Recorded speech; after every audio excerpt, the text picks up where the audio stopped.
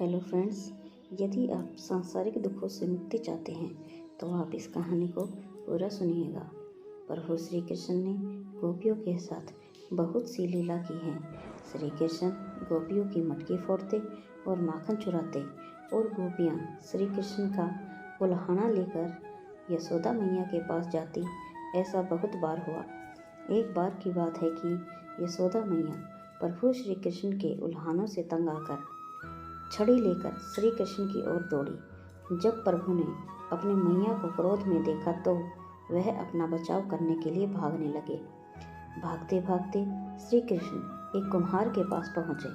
कुम्हार तो अपने मिट्टी के घड़े बनाने में व्यस्त था, लेकिन जैसे ही कुम्हार ने श्री कृष्ण को देखा तो वह बहुत प्रसन्न हुआ। कुम्हार जानता था कि श्री कृष्ण साक्षात परमेश्वर हैं। तब प्रभु ने कुम्हार से कहा कि कुम्हार जी, आज मेरी मैया मुझ पर बहुत क्रोधित है। मैया छड़ी लेकर मेरे पीछे आ रही है। भैया, मुझे कहीं छुपा लो। तब कुम्हार ने श्री कृष्ण को एक बड़े से मटके के नीचे छिपा दिया। कुछ ही क्षणों में मैया यशोदा भी वहां आ गई और कुम्हार से पूछने लगी, क्यों रे कुम्हार, तूने मेरे कन्हैया को कहीं देखा है क्या? कुम्हार ने कह दिया, नहीं मैया, मैंने कन्हैया को नहीं देखा। श्री कृष्ण यह सब बातें घड़े के नीचे से छुपकर सुन रहे थे। मैया तो वहाँ से चली गई। अब प्रभु श्री कृष्ण कुम्हार से कहते हैं, कुम्हार जी, यदि मैया चली गई हो तो मुझे इस घड़े से बाहर निकालो। कुम्हार बोला, ऐसे नहीं प्रभु जी, पहले मुझे 84 लाख योनियों के बंधन से मुक्त करने का वचन दो। भगवान मुस्कुराए और कहा, ठीक है, मैं तुम्हें 84 लाख योनियों से मुक्त करने का वचन देता हूँ।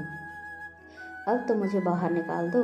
कुम्हार कहने लगा, मुझे अकेले नहीं प्रभु जी, मेरे परिवार के सभी लोगों को भी 84 लाख योनियों के बंधन से मुक्त करने का वचन दोगे तो मैं आपको इस घड़े से बाहर निकालूंगा।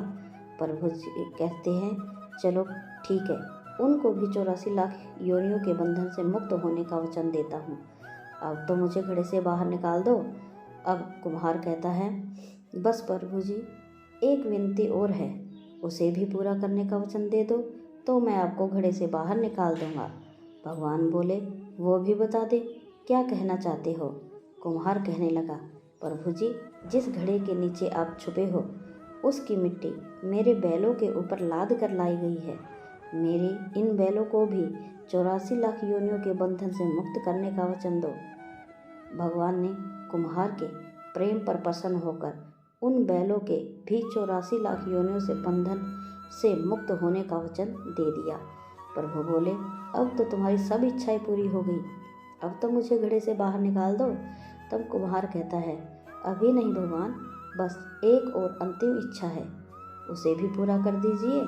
और वह यह है कि जो भी प्राणी हम दोनों के बीच के इस संवाद को सुनेगा उसे भी आप 84 लाख योनियों के बंधन से मुक्त कर दोगे।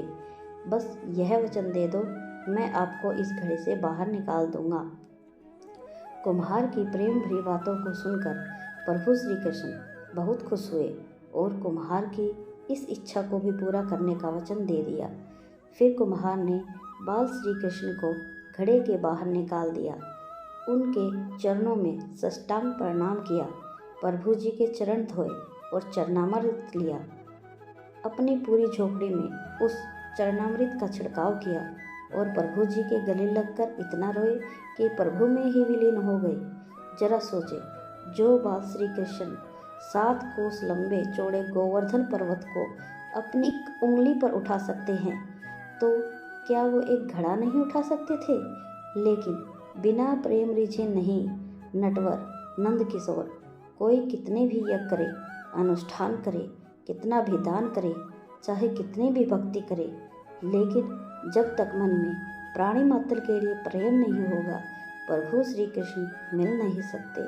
राधे राधे दोस्तों, कहानी अच्छी लगी है तो लाइक और कमेंट जरूर करिएगा।